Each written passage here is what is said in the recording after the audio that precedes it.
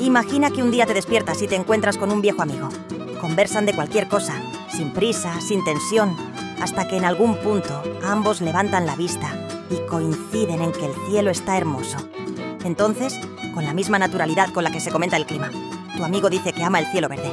Sonríes, miras hacia arriba. El cielo es azul, claramente azul, y asumes que se trata de una broma sin gracia o de un comentario lanzado al aire.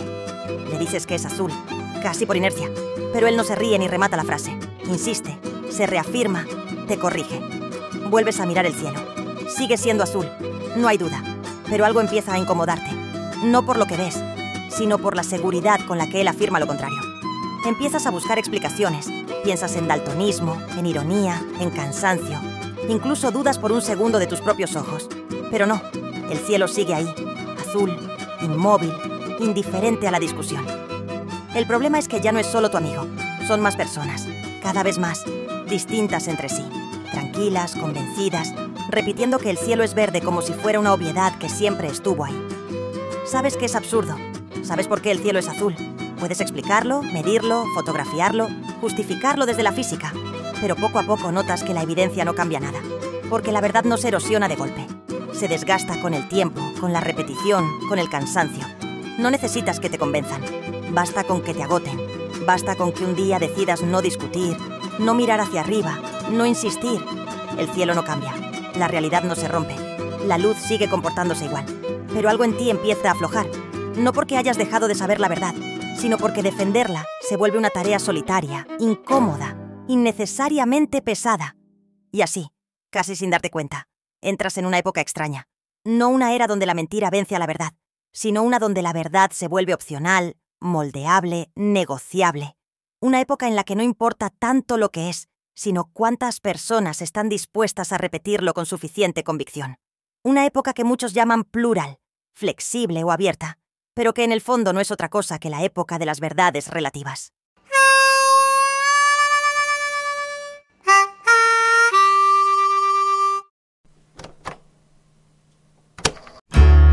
Un buen ejemplo de todo esto es la lógica. Hay personas ahí fuera defendiendo auténticas barbaridades no porque tengan razón, sino porque saben hablar, porque dominan el ritmo del discurso, porque ensayan argumentos hasta pulirlos lo suficiente como para que suenen brillantes. Y así, poco a poco, lo que antes era indiscutiblemente horrendo, empieza a verse como algo debatible, como una postura más dentro del abanico de opiniones aceptables. La lógica es un cuchillo de doble filo. Sirve para construir, pero también para cortar donde no debería. Pensar que es la única herramienta válida para llegar a una conclusión no solo es simplista, es directamente negligente. No porque las emociones deban gobernarlo todo, ni porque tengamos que convertirnos en seres que reaccionan solo por impulsos, sino porque la realidad no se resuelve únicamente con silogismos bien encadenados. Se trata de saber cuándo un argumento lógico merece ser escuchado y cuándo está siendo usado como una herramienta de manipulación, de aprender a distinguir entre razonar para entender y razonar para justificar. Porque hay lógicas que no buscan la verdad, buscan una coartada, buscan que algo injustificable suene razonable, que algo cruel parezca inevitable, que algo aberrante se disfrace de conclusión racional. No olvidemos que existen muchos argumentos, pero no todos los argumentos correctos son argumentos válidos. No porque la verdad deba ser ignorada, sino porque la verdad es compleja en muchos casos, y en otros es tan simple que incomoda. Tan simple que obliga a tomar una postura clara, sin refugiarse en matices artificiales ni en juegos mentales. La lógica puede ser malintencionada, puede ser torcida, puede ser usada como un barniz elegante para ideas podridas. Y creer todo lo que te dicen solo porque suena inteligente, porque viene envuelto en palabras grandes y frases bien estructuradas, no es pensamiento crítico. Es otra forma de cerrar los ojos, de bajar la cabeza y de aceptar que alguien más piense por ti.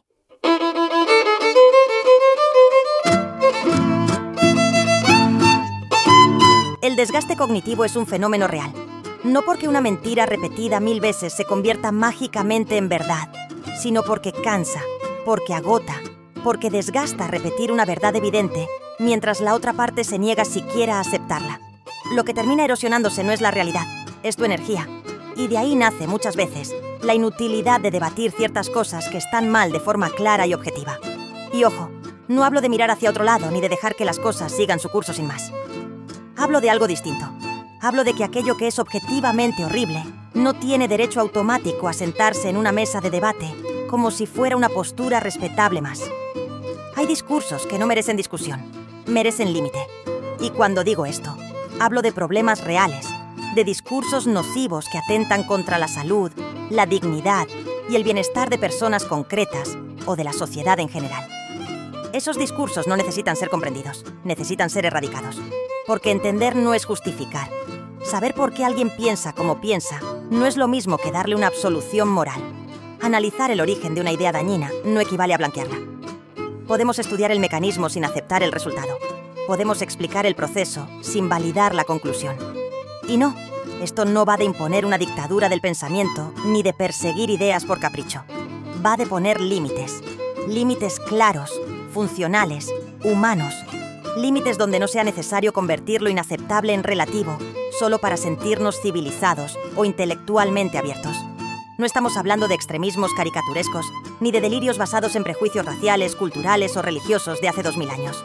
Hablamos de tonterías modernas, pulidas, aparentemente razonables, que ponen en riesgo real a personas comunes y, sobre todo, a personas vulnerables. Cuando un discurso no solo atenta contra la integridad social y el bienestar individual, sino que además insulta la inteligencia más básica, entonces no merece una silla en la mesa. Merece algo mucho más simple. Merece que se diga, esto es una basura. Y en muchos casos, ese argumento es suficiente. El por qué sobra. No todo necesita ser diseccionado hasta el cansancio para ser descartado. Es como cuando alguien habla de fulanito, de tal, una persona que hizo cosas horribles, y aparece otro diciendo que el contexto socioeconómico explica sus acciones. Explicarlas no las justifica. Comprender desde dónde actuó no lo redime. Que algo pueda analizarse no significa que deba aceptarse ni mucho menos normalizarse. Y vuelvo a insistir, porque aquí es donde muchos se incomodan. No se trata de censura, ni de pensamiento único, ni de apagar cerebros. Se trata de algo mucho más básico y mucho más urgente. Se trata de tratarnos con un mínimo de sentido común en una época que confunde debatir con tolerar. Y tolerar con rendirse. ¡Vale, mariachi! Ahora bien, antes de que pienses que esto termina con un curso milagro de trading o con una suscripción premium para iluminarte la mente, no. No hay atajos. Lo único que queda es una pequeña guía, bastante simple, para no caer en esta idiotización creciente que se disfraza de pensamiento crítico. Lo primero es evitar repetir discursos de forma ciega, sin entenderlos, sin saber de dónde vienen ni qué connotaciones arrastran. Un discurso pudo haber tenido sentido hace 50 años y hoy no ser más que ruido. Una reliquia mal digerida que estorba la capacidad de identificar los problemas reales de la sociedad actual. Repetir frases hechas no es pensar, es hacer eco. Lo segundo es no casarte con ningún grupo ni con ninguna etiqueta. No porque no apoyes causas, luchas o reivindicaciones legítimas, sino porque las etiquetas suelen funcionar como moldes prefabricados para pensamientos repetidos y muchas veces intelectualmente pobres. Decir que eres de izquierda o de derecha, feminista, ambientalista o cualquier otra palabra cómoda no te hace más comprometido. Solo te vuelve más reacio a escuchar ideas que puedan incomodar posturas que, en muchos casos, ni siquiera construiste tú. Dejando de lado lo objetivamente aberrante, aquello que puede ser cuestionado por transmitir un mensaje erróneo, no merece ser defendido a capa y espada. Merece ser cuestionado y, más importante aún, merece que estés dispuesto a dejarlo caer si no se sostiene. Cuando las ideas se mezclan con la identidad y con el orgullo, aparece la irracionalidad. Y no somos irracionales por indignarnos ante lo que da asco o provoca rechazo inmediato. La irracionalidad empieza cuando una postura política debatible se vuelve intocable, cuando ya no puede analizarse sin que alguien se sienta personalmente atacado. Aquí conviene separar tres conceptos.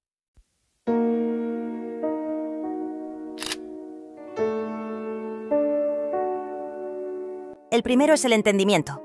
Todo es entendible, absolutamente todo, pero no todo es justificable. Con la información suficiente puedes comprender el origen de cualquier pensamiento, idea o postura. Eso no lo vuelve automáticamente aceptable. Analizar también implica descartar cuando lo que se propone es evidentemente perjudicial, desagradable o directamente dañino. El segundo concepto es la evaluación de ideas nocivas que no son tan evidentes a simple vista. Hay posturas que hacen daño, pero no gritan que lo hacen.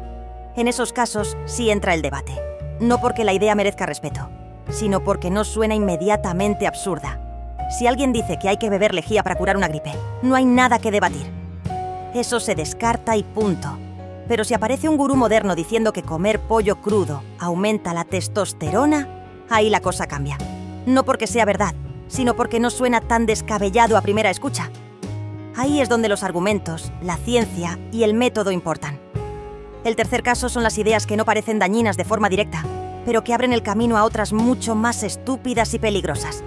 En este terreno también se debate, porque rara vez alguien cambia de opinión de golpe, y menos cuando no hay mala intención detrás. El problema es que la ignorancia es un terreno fértil e impredecible. Aceptar mentiras aparentemente inofensivas facilita que otras peores florezcan con el tiempo. Por eso es importante identificar qué tipo de pensamiento tienes enfrente. En el primer caso, una idea nociva y repugnante no se discute ni se reproduce, se corta. En el segundo se desmonta con información clara, científica y sistemática.